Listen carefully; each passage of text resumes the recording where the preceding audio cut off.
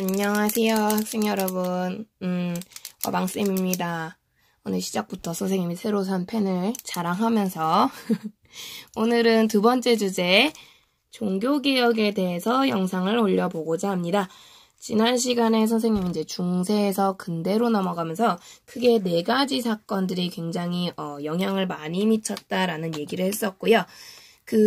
중세에서 근대로 넘어갈 때, 지난 시간에는 르네상스라는 사건에 대해서 알아봤어요. 그래서 시민들의 권력이 성장하는 일반 민중들의 의식이 변화해가는 그 첫 번째 단계로 인간 중심적인 문화를 상징하는 그러한 분위기로 변해가는 르네상스 알아봤었고요. 오늘은 거기에 이어서 한 번 더 신중심의 세계관에서 많이 탈피하게 되는 신중심의 세계관에 벗어나는 그러한 원인이 되는 종교개혁을 알아보겠습니다. 자, 여기서 말하는 종교란 서양의 가장 중심 종교 크리스트교를 의미를 하는데요.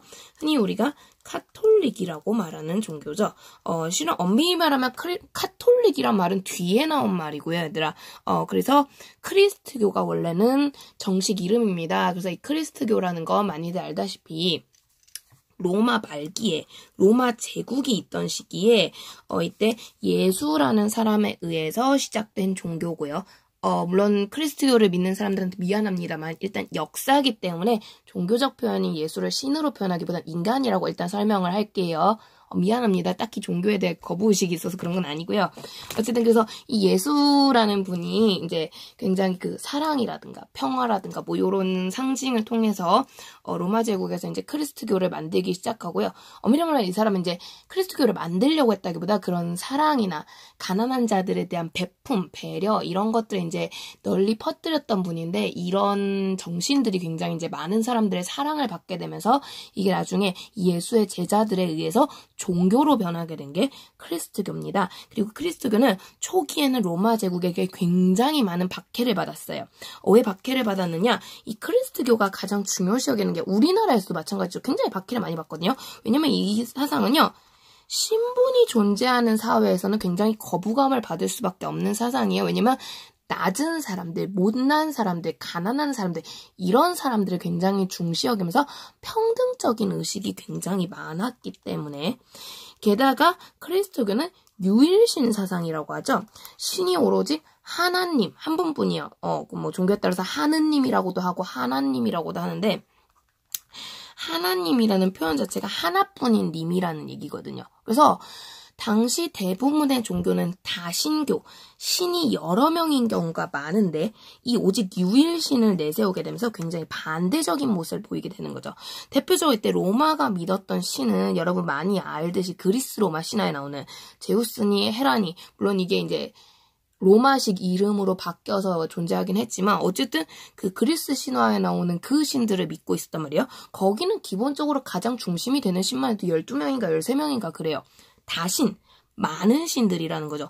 근데 이 크리스트교에서는 신이 하나밖에 없다고 해요. 하나님 한 분뿐이라고 하니까 그럼 로마 사람들은 우리가 신은 뭔데?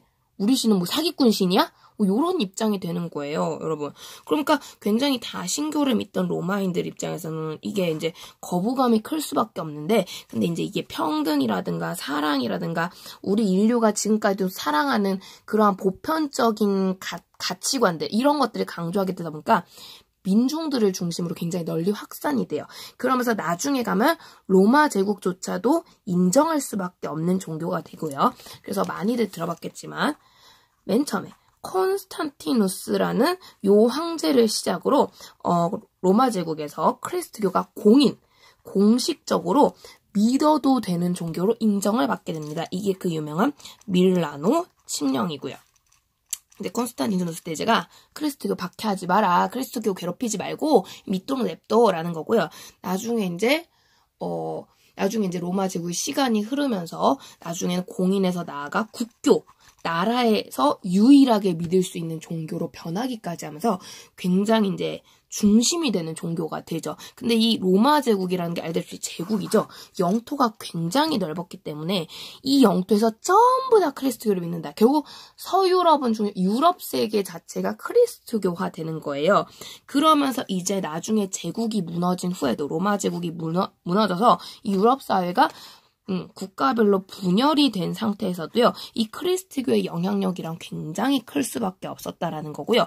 오죽하면 이 로마 제국을 무너뜨렸던 유럽 지역의 각각의 국가를 세웠던 게르만족조차도 자신들이 원래 믿던 종교들을 이제 벗어나서 크리스트교를 믿는 모습들이 등장하기 시작합니다. 그 대표 세력이 바로 프랑크 제국이 되겠고요. 결국 이 프랑크 제국은 이 크리스트교를 받아들임으로써 이 유럽의 기존에 살고 있던 로마인들을 그 마음을 사로잡게 되면서 성공적인 제국으로 성장을 하게 돼요. 그래서 비록 역사가 그러니까 뭐라 해야 되지? 통일된 제국으로서의 역사는 좀 짧긴 하지만 어쨌든 유럽의 중심 국가에서 굉장히 그 게르만족 국가 중에서 가장 성공한 국가로 자리를 잡게 되는데 이게 크리스트교랑 영향력이 커요. 그리고 이 크리스트교가 이제 로마 제국에서 공인되고 국교화되고 나중에 프랑크 제국으로 연결되기까지 이 발전하는 과정에서 이 크리스트교를 이끌어가는 왕을 대신할 새로운 수장이 등장합니다. 이 사람이 바로 교황이라는 사람이 되죠. 그래서 이 비록 국가는 로마 제국도 멸망을 하고 비록 국가는 조각조각 쪼개지고 특히 봉건제가 등장하면서 유럽 사회 자체가 따로따로 노는 그러한 모양새를 지니게 되지만 이 유럽은 교황을 중심으로 크리스트교라는 종교에 의해서 우리는 같은 유럽인이야, 같은 크리스트교를 믿는 사람이야 라고 하면서 나라는 다르지만 하나라는 그런 의식을 가지기 시작합니다. 그러다 보니 이러한 유럽인들을 하나로 묶어주는 교황의 권위가 굉장히 올라갈 수밖에 없게 되고요. 이 교황의 권위가 굉장히 향상이 되는데 이렇게 향상이 돼 있는 과정에서도 끊임없이 이 나라를 다스리는 것 역시 왕이고 황제이기 때문에 황제들이 끊임없이 교황아 나대지 마. 그래봤자 너는 교황일 뿐이고 나는 황제야 라고 하면서 굉장히 이제 교황하고 대립을 하는 모습이 보이게 됩니다. 그 과정에서 이제 대표적으로 두 가지 문제가 생겨나니 첫 번째가 성상숭배 거부 문제. 여기 안 나오네. 성상숭배 거부 문제라는 거고요. 두 번째가 여러분 많이 들어봤을 카노사 굴욕이라는 사건입니다. 그래서 첫 번째 이제 성상숭배 거부 문제가 먼저 일어나는데 사실은 이때는 서로마 제국은 완전히 멸망했는 상태인데 서로마는 멸망했지만 아직 동로마가 남아있던 시기예요. 그래서 이 동로마 제국의 황제가 이제 서로마 지역은 나라는 멸망했으나 종교를 관리하라는 입장에서 이제 교황한테 이 교회를 떠맡겨 놓은 상태인데 실은 이 당시 유럽이요. 이슬람교 아시죠? 여러분. 그 이슬람 세력에 의해서 굉장히 집중 공격을 받던 시기거든요. 그러니까 이슬람교 때문에 서로마 지역에 있는 교황은 힘들어 죽겠는데 동로마 황제가 여기에 쥐뿔도 솔직히 까놓고 말해서 도움을 주는 게 없었어요. 군사적으로 이때 동로마가 점점점 동로마도 결국 망해가는 시기였기 때문에 그런 상황에서 동로마 황제가 나는 황제니까 하면서 계속해서 이제 서로마 교황한테 교회에 대한 일들을 간섭을 하기 시작하거든요. 서로마 교황 입장에서는 굉장히 기분이 나쁜 거죠. 솔직히 까놓고 해서 이 로마라는 나라가 이미 멸망한 지가 오래고 교황의 입장에서는 내가 이 동네에선 키왕짱인데 도움도 하나도 안 주는 네가 뭔데 자꾸 나를 간섭질하고 괴롭히느냐 이런 의식이 들 수밖에 없는 상태였거든요. 근데 이 상황에서 동로마 황제가 내가 뭐 때문인지 까먹었는데 뭐 성경 같은 걸 연구하는 과정에서 그 우상숭배에 대해 갑자기 꽂히는 일이 생겨나요. 우상숭배가 뭐냐? 신이 아닌 거짓된 것들을 함부로 믿지 말라. 뭐 이런 것들을 우상숭배 금지라고 하거든요. 그러니까 신은 오로지 하나님 한 분뿐이고 하나님이란 건 눈에 보이는 게 아니에요. 근데 눈에 보이는 게 아닌데 여러분 그 성당 가면 많이 보겠죠. 마리아상이라든가 예수님상이라든가 요런 거를 이제 성상 우리 신을 조각해놓은 성스러운 상이라고 해서 성상이라고 해서 이런 걸 이제 믿어라라고 하면서 이제 이렇게 생긴 게 우리 신이시다 하고 막 이렇게 광고를 하는 그런 모습들이 있었거든요. 왜냐면 이제 우리 교회를 알리기 위해서 특히 원래 게르만족이란 애들은 교회를 믿는 애들이 아니었잖아요. 그러면서 게르만족이 막 우리 신은 이렇게 생겼고 이렇게 키왕짱 잘생겼고 멋있고 힘도 막 멋있고 한데 그 게르만족이 대표적으로 믿었던 게 그거거든요. 여러분 토르 들어봤죠? 북유럽 신화에 나오는 그런 신들을 게르만족이 믿고 있었는데 봐봐 막 망치도 휘두르고 번개 킹왕짱 팡팡 막 되게 멋있는데 니네 신은 뭐냐 라고 했을 때 이 교황이 할 말이 있어야 되거든. 그 과정에서 만들어진 게 이 성상이에요. 우리 예수님은요 이렇게 생기셨고요. 십자가에 못 박혀서 돌아가셨고요. 그리고 예수님을 낳으신 분이 마리아라는 분이시고요. 이러면서 막 광고를 해줘야 되거든요. 그래서 이 성상이라는 게 만들어졌는데 동로마 황제가 야 신께서는 실제 어떻게 생겼는지 우리가 어떻게 알아? 눈에 보이는 분이 아닌데 이거 거짓말이다. 이거 사기다. 이거 우상이다. 라고 하면서 앞으로는 성상을 숭배하지 말아라. 성상이 신인 것처럼 굴지 말아라 하면서 성상 숭배를 거부한다.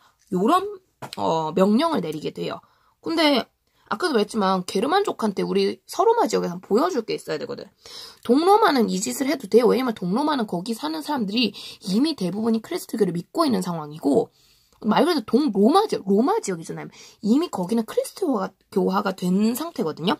그러다 보니까 굳이 이게 없어도 우리 신은 믿습니다 하면 사람들이 네 믿습니다 하고 믿어주는데 서로마 지역은 이제 막 게르만족들이 크리스트교가 뭐예요? 먹는 거예요? 하고 있는 상황이었기 때문에 이 성상 없이는 설명하기가 굉장히 힘들었다라는 거예요. 당연히 그러다 보니 교황 입장에서는 크리스토교를 알리려면 성상이 반드시 필요하다라고 하면서 동로마 황제와 대립을 할 수밖에 없는, 다툼을 할 수밖에 없는 상황이고요. 이 상황에서 이제 교황은 결과적으로 대립 도중에 나 이제 동로마랑 안 놀아. 동로마 너랑 나랑 끝이야. 라고 이제 거부를 하는 모습이 나오게 되고요. 그러면서 서로를 대판 까요. 그러면서 이제 서로마 교황은 우리야말로 진짜다, 진리다, 뭐 이러는 과정에서 이제 이 로마어로 카톨릭이거든요. 그러면서 이제 자기네들이 믿는 걸 카톨릭이라고 부르기 시작하고요. 반대로 동로마 황제들은 니는 짝퉁이다, 우리야말로 정통이다, 뭐 이런 식으로 막 내세우면서 이제 이게 그리스 정교라는 걸로 변하게 되죠. 그래가지고 이제 크리스교가 갈라지는 모습이 나오게 되고요. 그러면서 교황은 카톨릭을 중심으로 서로마 지역을 장악합니다. 그리고 이 동로마 황제와의 사이를 끊었다는 그러한 상징으로서 이 서로마 황제를 새로 만들게 되는데요. 이게 그 프랑크 왕국의 그 유명한 카를로스 대제예요. 그래서 카를로스 대제가 크리스마스 날 서로마 황제 대관식을 하게 되죠. 그래서 교황과 굉장히 가까워지는 모습을 보이게 되는데 이게 교황 입장에서 약간 정치적인 목적도 있었던 거예요. 우리의 황제는 이 사람이지 네가 아니야 라고 하면서 동로마랑 관계를 아예 끊어버리는, 안녕, 아디오스 하는 게 이제 이러한 상황이었고요. 요 원인이 됐던 게 성상숭배 거부입니다. 그래서 우리가 흔히 크리스토라고 부르던 게 이 서로마 지역, 서유럽 지역이죠. 쉽게 말해서 이쪽에서는 카톨릭이라고 불리게 되고요. 이 카톨릭에서 교황의 권위가 엄청나게 성장해요. 왜냐면 이제 더 이상 교황을 막을 만한 동로마 황제라는 사람이 존재하지 않게 되고 서로마 황제 자체가 교황이 임명해준 사람이거든요.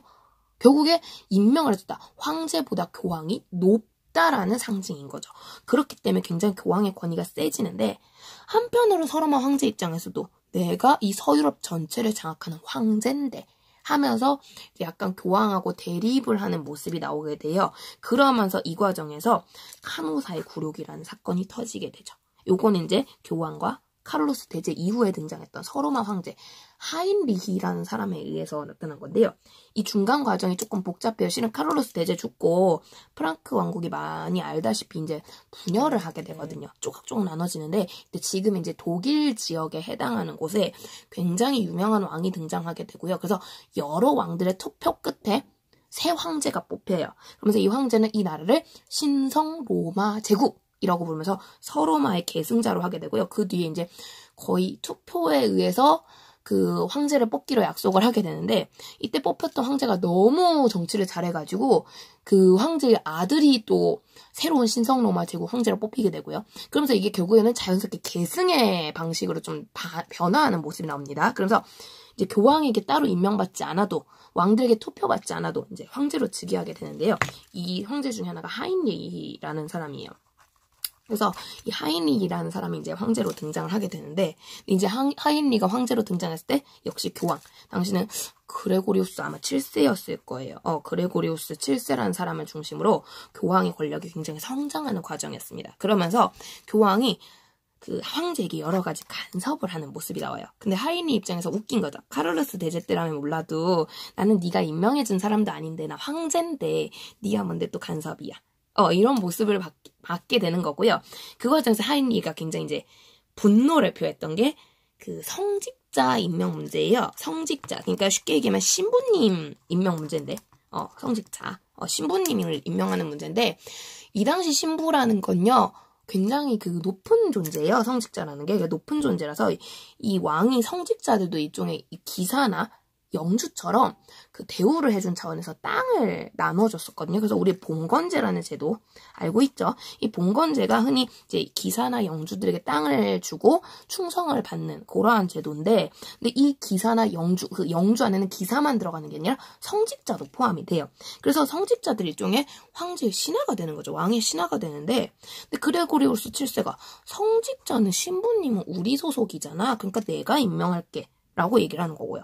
하인리는 땅을 받아서 나한테 충성하는 건데 그럼 내가 임명해야지 하면서 이제 이거 가지고 갈등이 생겨요. 근데 이제 성직자가 일종의 영주가 되니까 그 지역의 민중들을 사로잡는 데 굉장히 큰 권력을 가질 수 있는 큰 영향력을 지닌 존재거든요. 그러니까 성직자를 교황편을 임명하면 교황의 세력이 당연히 세질 거고 황제편을 임명하면 황제 세력이 세질 거거든요. 그러니까 서로 이거 가지고 이제 성직자 임명 이거를 가지고 굉장히 다툼을 하게 되는 거죠. 근데 이 다투다가 결국에는 황제가 그 교황에게 혼쭐이 났던 사건이 카노사의 굴욕이고요. 선생님 수업할 때 이 카노사 굴욕을 언급했더니 대부분이 하고 반응을 하는 걸로 보아. 이 내용은 기억하는 것 같아서 이건 간단히 생략하고 넘어가겠습니다. 그래서 결론만 말하자면 이걸 계기로 이제 교황의 권력이 굉장히 강해지고요.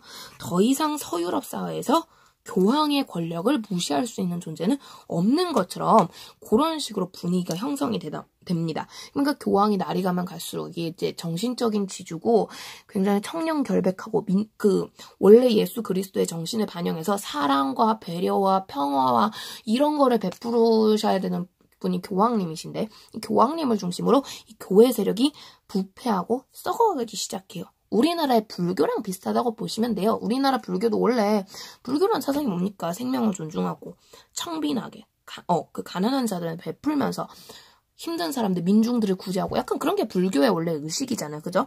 근데 고려 후기 가면 막 권문세족들하고 결탁해서 막 돈만 챙기고 돈만 바라고 막 그 기부금 받은 걸로 막 자기 욕심을 채우고 불교들이 그런 식으로 썩어가잖아요. 그래서 결국엔 조선에서 불교를 무시하게 되는 거고 그런 모습들이 나왔듯이 이때도 마찬가지인 거예요. 그래서 굉장히 썩어가는 모습이 나왔는데 그 과정에서 이제 교황이 제정신을 못 차리고 평화의 상징 우리 그리스도교가 전쟁을 먼저 일으킵니다. 이 사건이 바로 십자군 전쟁이라는 사건이었고요. 저는 저번 시간에도 간단히 언급했으니까 이거는 넘어갈게요. 그래서 이런 거를 계기로 사람들이 많이 이제 교회 세력에 대해서 불만, 의문, 의심 이런 것들 하게 돼요. 지금 교회가 정상이 아닌 것 같아. 이건 예수님께서 말씀하신 사랑의 이 사랑의 종교가 아니야. 이런 의식들을 가지게 되고요. 특히 이게 르네상스를 계기로 폭발을 하게 되죠. 르네상스 때 선생님이 얘기했잖아요. 그죠? 교회 비판적인 의식이 특히 알프스 이북 지역, 즉 지금의 뭐 영국, 네덜란드, 프랑스 이런 지역, 딱 교황의 그 핵심 지역들이죠. 여기를 중심으로 굉장히 퍼져나가게 됐다는 거고요. 특히 여기서 결정적인 영향력을 미쳤던 게 바로 활판 인쇄술이죠. 바로 구텐베르크, 지금의 독일 지역인데요. 이 독일 지역에서 구텐베르크라는 사람이 우리나라보단 약 200년 늦은, 직지심체열절보다 200년 늦은 금속 활자를 개발하게 되고요. 이걸 바탕으로 다양한 서적들을 이제 인쇄술을 통해서 프린트기로 찍어내는 모습이 나오게 되는데요.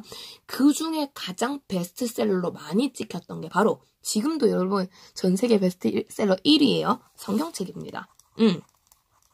왜냐면 이때는 크리스트교 사회다 보니까 사람들이 크리스트교에 대해서 조금이라도 더 알고 싶고 가르침을 받고 싶은데 원래 성경책은 우리 불교 경전이 그랬지 사람이 일일이 뺏겨 쓰는 방법밖에 성경책을 만드는 방식이 없었어요.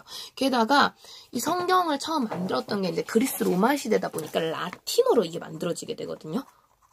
그러면서 이 라틴어로 성경을 읽는 게 중요하다고 생각해서 라틴어 필사본, 그러니까 라틴어를 뺏겨서 적은 성경책밖에 없었거든요. 굉장히 어렵고요. 문자 자체가 어렵고요. 게다가 써서 만들다 보니까 숫자도 적어요. 그래서 이 성경책을 가지고 있는 사람이 동네별로 거의 신부님 한 분 정도밖에 없어요. 그러니까 이제 사람들이 성경의 말씀을 알고 싶을 때, 신의 말씀을 듣고 싶을 때 의지할 수 있는 방법이 성경을 자기가 직접 읽는 게 아니라 신부님한테 다가가서 물어보는 수밖에 없는 거예요. 그러면 얘들아, 신부님이 만약에 성경에 없는 내용을 사기쳐서 잘못 말했어요. 이때 썩었으니까. 잘못 말했어도 민중들은 이거를 맞는지 틀리는지 알아낼 수 있는 방법이 없었거든요. 없어서 그대로 신부님의 말씀을 믿었는데 이 구텐베르크가 활판 인쇄술을 만들고 이 활판 인쇄술로 성경책이 굉장히 다양한 버전으로 많이 인쇄가 될 수 있게 돼요. 대표적으로 언어별로 나온다는 게 특징이죠. 그러니까 라틴어 버전이 아니라 독일에선 독일어 버전, 프랑스에선 불어 버전, 영국에선 영어 버전. 그래서 많은 민중들이 굉장히 쉽게 성경책을 접할 수 있게 되는 거고요. 안 그래도 교회 비판적인 의식이 강해지는 상황에서 이 성경책을 직접 읽게 되면서 교황님의 말씀이, 신부님의 말씀이 거짓말이었어. 이런 게 들통이 나게 되는 거죠. 근데 그런 상황에서 당시 교황이었던 레오 10세라는 사람이요. 새로 성당, 되게 유명한 성당인데요. 성 베드로 성당이라고. 이거를 이제 새로 증축하고 업그레이드를 시키고 싶은데 머니가 너무 부족한 거야. 성당을 새로 지으려면 건축 비용이 드니까요. 돈이 많이 필요한데 돈이 모자라요. 그래서 돈을 구하고자 면죄부, 다른 이름으로는 면벌부라고 불리는 부적, 문서를 발행을 해서 판매를 시작하거든요. 면죄 말 그대로 죄를 면하게 해주는 부예요. 그래서 이것만 네가 구입을 하면 어떤 죄든 용서받을 수 있다. 그래서 나중에 네가 천국 갈 수 있다. 이런 문서거든요. 교황이 진짜 말 그대로 사기를 제대로 한번 치는 거죠. 근데 이제 성경을 읽을 수 있었던 사람들, 그리고 그때 이제 우리 르네상스 같은 거, 무역 같은 걸 통해서 성장했던 시민들이 그때 이제 대학이라는 걸 처음 만들거든, 칼리지. 그런 걸 만들게 되면서 거기서 신학을 공부했던 사람들, 신에 대한 학문을 공부했던 사람들, 이런 사람들 중심으로 거짓말, 이런 게 들통이 나는 거죠. 특히 이때 신학과 법학 같은 걸 연구를 했던 루터라는 사람을 중심으로 이 면죄부에 대해서 대놓고 비판하는 사람들이 등장하게 되고요. 특히 이 루터가 가장 유명합니다. 이 루터가 내세웠던 문서가 선생님이 학습지에도 있죠. 이거는 95개조 방방문이라는 문서고요. 그러면서 루터는 이제 굉장히, 이거 반박문. 이걸 통해서 굉장히 강조하게 돼요. 교황도, 돈도 용서를 해줄 수 있는 권한은 없어. 우리의 죄를 용서할 수 있는 존재는 오직 신뿐이고, 이 신에게 용서를 받는 유일한 방법은 믿음, 신앙뿐이야. 라는 거죠. 그래서 네가 말하는 면죄부가 우리의 죄를 용서해 주는 게 아니라 우리의 신앙, 우리의 믿음이 우리의 죄를 용서해 줄 수 있는 방법일 뿐이고, 설사 우리가 신앙과 믿음을 가지고 있더라도 결국 이 죄를 용서해 주는지 마는지를 최종 결정하는 존재는 오직 단 한 분, 신뿐이라는 거죠. 요런 내용이 강조가 되면 보통 이 루터의 내용이에요. 그래서 굉장히 신앙에 근거한 믿음을 강조하는 그러한 모습이 루터의 95개조 방법문이고요. 이 95개조 방법문, 당연히 레오 10세가 가만두겠습니까? 다 불태워라, 다 없애버려라, 이렇게 얘기를 하는데요. 근데 이때는 구텐베르크의 활판 인쇄술이 나왔거든요. 95개조 방법문이요, 활판 인쇄술 통해서요, 몇십만, 몇백만 부가 인쇄돼서 막 전파가 돼요. 그래서 레오 10세가 태워라 해도 다 태울 수가 없는 상황인 거죠. 그래서 많은 사람들이 95개조 방법문을 읽게 되고요. 그러면서 사람들 사이에 그렇네, 면죄부 순 거짓부렁이네, 이러면서 이제 많은 사람들이 카톨릭이 썩었다, 카톨릭을 개혁해야 된다라는 외침을 하게 돼요. 그래서 이 루터의 95개조 반박문을 시작으로 종교개혁, 즉 크리스트교, 카톨릭을 개혁해야 된다라는 움직임이 등장하게 되고요. 많은 지역에서 많은 사람들이 이 종교개혁에 함께하게 됩니다. 근데 그 중에서 이 루터의 주장을 이어가 훨씬 더 엄격하게, 훨씬 더 제대로 종교개혁을 갔던 사람이 바로 칼뱅. 칼로 뱅 한다고 내가 칼뱅 하고 장난을 쳤었죠. 스위스에서 등장한 칼뱅이라는 사람이고요. 이 사람 굉장히 엄격합니다. 그러면서 루터의 주장을 해서, 맞아, 믿음에 의해서만 용서를 받을 수 있는 건 맞는데 이 용서를 받을 수 있는 사람은 이미 예정돼 있어. 그러면서 예정서를 주장했던 게 되게 유명한 게 칼뱅이에요. 그래서 루터는 차마 얘기를 안 했던 예정서를 이제 제시를 하는데, 이제 신께서는 이미 누구를 구원하고 누구를 천국에 데려갈지 이미 지정을 해놓으셨다는 거죠.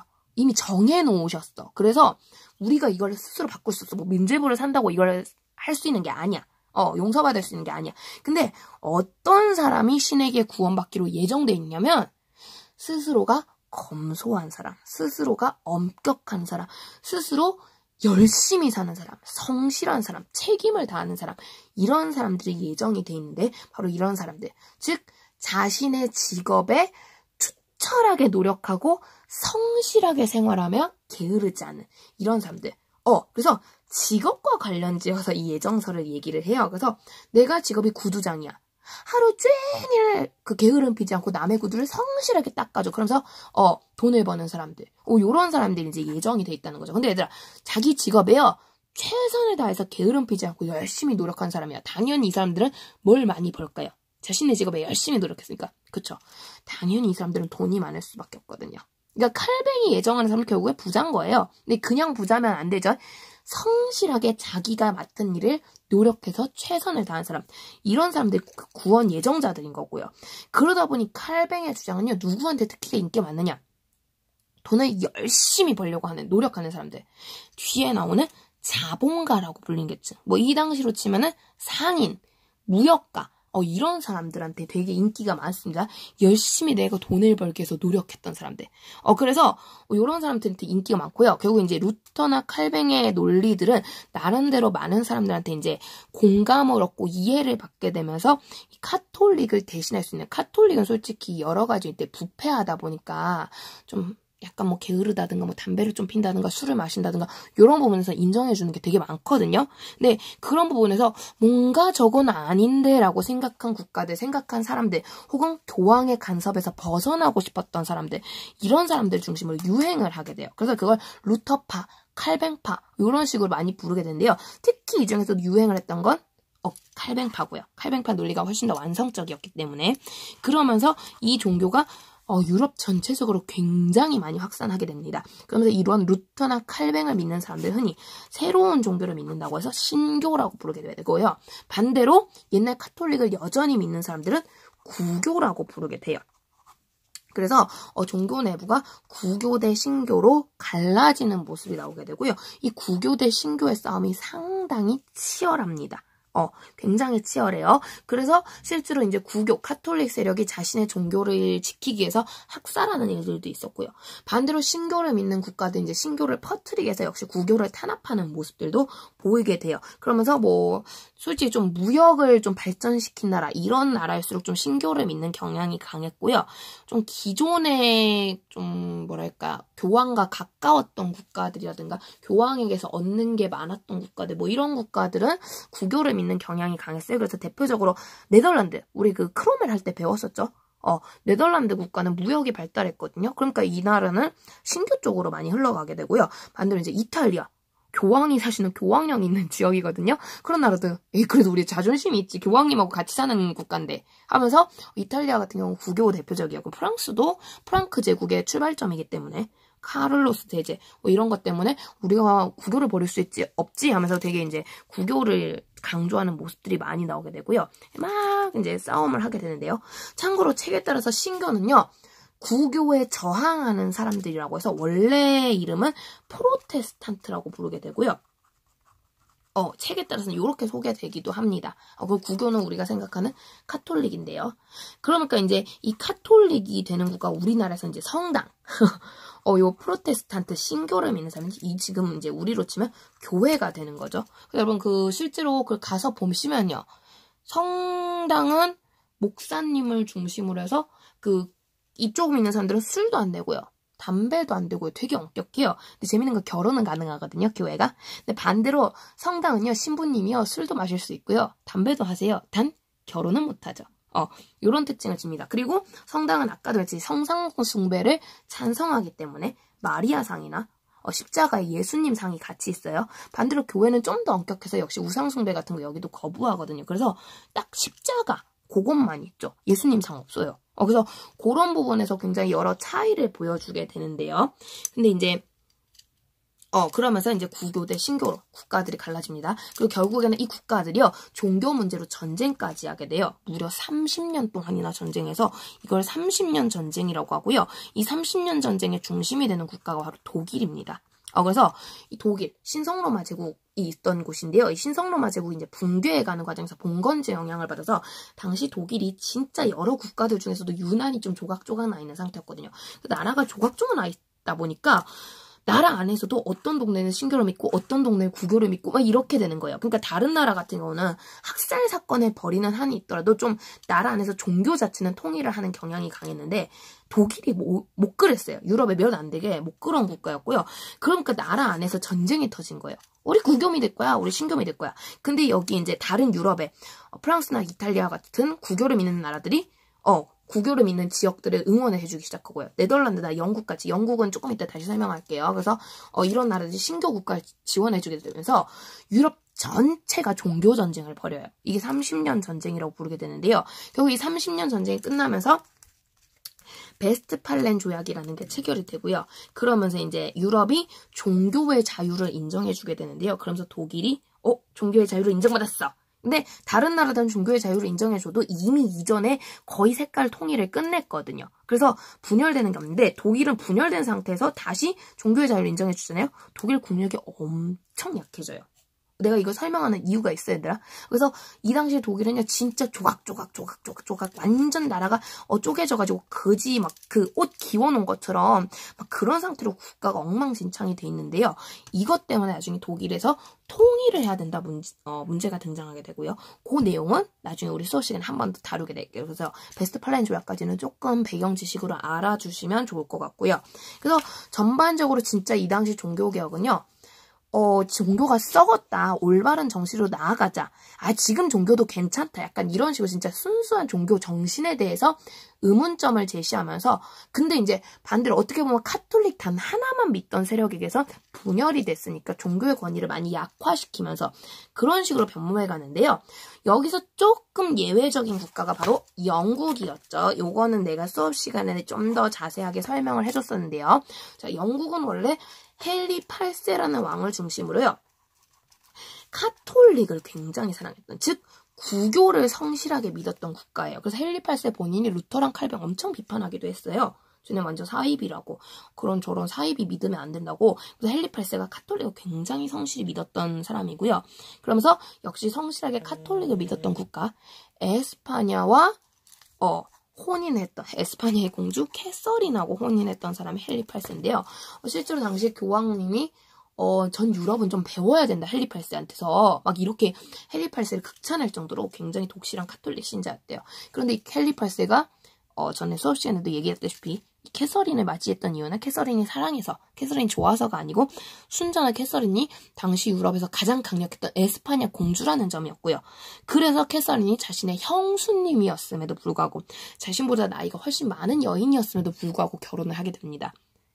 그렇다 보니까 그렇게까지 사랑이 넘치는 부부는 아니었죠. 근데 이제 어쨌든 국가 간의 그런 외교 관계 문제도 있고 여러 가지 측면에서 이제 헨리 8세가 나름 캐서린을 존중하면서 살아갔는데 문제는 이게 캐서린이 헨리 8세와 사이에서 메리라는 딸 이외에는 후계자를 생산하지 못했다라는 거고요. 그래서 아들이 정말 가지고 싶었던 헨리 8세가 바람을 피면서 나타났던 게 영국의 종교 개혁입니다. 그래서 정확히 바람이라기보다 이제 왕으로서 후계자가 너무 필요했다 보니까 근데 영국은 딸이 후계를 물려받을 수 있는 상황이었거든요. 솔직히 조금 내 개인적인 생각 욕심이었던 것 같은데 근데 뭐 당시는 그래도 아들 중심 시대니까 존중을 해주자면 그래서 이제 이때 헨리 8세가 앤이라고 하는 캐서린의 시녀였던 여자랑 눈이 맞게 됩니다. 그래서 아름답고 또 아들을 낳을 가능성이 있었던 젊은 여자 이랬던 앤이라는 여자와 사랑에 빠지면서 헨리 8세는 캐서린과 이혼을 하고 싶어지게 되는데요.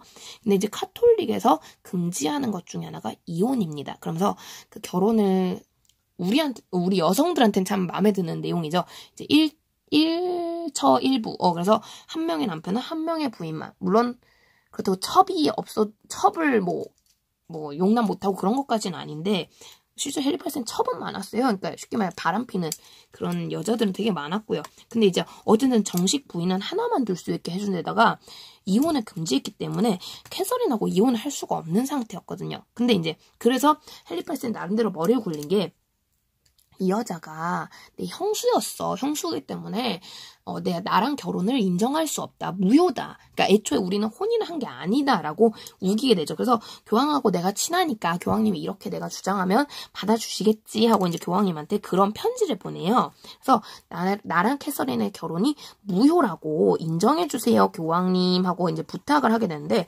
교황님 입장에서 헨리 8세가 이쁘긴 이쁘더라도 국력상으로는 에스파냐가 훨씬 더 강력하거든요. 그 괜히 에스파냐한테 밑보일 필요가 없는 거예요, 교황님. 그리고 아무리 봐도 이거는 헨리 8세 무리수잖아요. 그쵸? 딸까지 낳아놓고 이제 와서 결혼이 무효라니. 그래서 교황님이 이거 안 돼. 헨리 8세 그냥 살아. 애 나고 뭐 바람 핀다고 내가 뭘 하는 것도 아니고 그냥 살아 하는데 실은 이렇게 해서 만약에 아들이 태어나잖아요. 그럼 얘는요. 원래는 원칙적으로 정식 후계자로 인정받을 수가 없어요. 사생아니까. 그러니까 정식 결혼을 해서 낳은 아이가 아니기 때문에 인정받을 수 없게 되거든요. 그 실제로 앤도 왕비가 되고 싶다는 욕심 때문에 헨리 8세한테 이혼 안 하면 나 너랑 같이 안 지내. 너랑 헤어질 거야. 이런 식으로 협박을 했기 때문에 헨리 8세의 입장에서 이 무효가 반드시 필요했거든요. 근데 안 되잖아. 이혼도 내가 카톨릭을 믿는 한 불가능하잖아. 그렇기 때문에 결국에 영국은 카톨릭을 안 믿어. 내가 교황이 우리 교회의 수장이 아니고 내가 수장이야 라고 하는 새로운 개혁한 종교를 발표하게 되고요. 그거를 영국이 국교로 믿는 종교라고 해서 영국 국교회라고 합니다. 그래서 이 영국 국교회는요. 엄밀히 말하면 뭐 카톨릭이 썩었어. 카톨릭 면죄부 판매가 문제야. 뭐 이런 식으로 해서 이제 종교개혁이 나타난 게 아니라 순수하게 이제 헨리 8세 결혼 문제, 스캔들 때문에 나타난 국교회다 보니까 상대적으로 종교개혁 그 좀 순수한 교회 정신으로 돌아가자면 약간 이런 면모가 약합니다. 그래서 사실상 교황 없는 카톨릭 정도로 보이는 게 영국 국교회가 되겠고요. 그래서 이 영국 국교회는 좀 종교개혁에 어울리는 종교는 아닌데 근데 어쨌든 이때 종교개혁 분위기가 없었으면 이거 자체가 불가능했던 건 맞거든요. 그렇기 때문에 영국 국교회도 종교개혁의 한 일환으로 보기는 합니다. 근데 이제 그 종교개혁의 원래 성격에는 좀 맞지가 않죠. 어쨌든 이렇게 등장해서 그래서 이 당시 신교로서 등장한 게 대표적으로 루터, 칼뱅, 영국 국교회 세 가지가 되겠고요. 특히 이 중에서 가장 전 유럽적으로 인기가 많았던 건 역시 칼뱅입니다. 그래서 칼뱅이 이제 여러 유럽 지역에 전파가 되면서 원래는 칼뱅파 보통 이렇게 불리는데 지역별로 불리는 호칭이 조금 달라요. 프랑스로 건너갔던 칼뱅파들은 위그노라고 불리고요. 영국으로 건너갔던 칼뱅파는 우리 수업 시간에 배웠죠? 청교도가 되고요. 뭐 이런 식으로 해서 용어가 굉장히 다양했다라는 거고요. 그러다 보니까 특히 또 엄격하고 약간 부를 축적하기에 돈을 벌기에 되게 좀 합당했던 논리가 칼뱅파였죠. 그래서 영국 안에서도 이것만으로 좀 뭔가 모자란데 라고 생각했던 사람들을 중심으로 이 청교도를 믿는 사람들이 굉장히 늘어납니다. 이게 나중에 영국의 시민혁명, 청교도 혁명하고도 관련이 되는 거죠. 그래서 이 종교개혁은요. 정신적인 부분에서 신중심의 세계관을 벗어나서 민중들이 스스로 지식을 쌓고 민중들이 스스로 사회를 개혁하고 바꿔가고 이런 부분에서 굉장히 정신적인 성장을 하게 되는 좀 바탕이 되는 사건이 되겠고요. 그래서 르네상스랑 더불어서 역시 민중들이 성장하는 시민계층이 발전하게 되는 원인이 되는 사건이라고 봐주시면 되겠습니다. 요 내용이 종교개혁이고요. 다음번에는 세 번째 사건, 신학로 개척을 통해서 그럼 또 민중들이 어떤 식으로 성장해 가는지를 한번 살펴보도록 하겠습니다. 여러분 그리고 주의하세요. 아직 대놓고 시민들이 눈에 보이지는 않을 거예요. 그쵸? 헨리 8세나 이런 사람들이 눈에 띄지 어딜 봐서 여기서 시민들이 눈에 띄니까. 하지만 여기서 암암리에 머릿속에 성장하고 있다는 얘기예요. 눈에 보이진 않지만 뭐 권리를 얘네가 득템한 건 아니지만 확실히 사회가 변화하고 있다는 거. 이 변화하는 사회 속에서 시민들이 조금씩 꿈틀대기 시작했다는 거. 요게 요 사건들의 본질입니다. 그 부분을 꼭 기억해 주시고요. 자, 그러면 마지막으로 좋아요, 구독, 날 사랑한다면 눌러주세요. 그러면 안녕.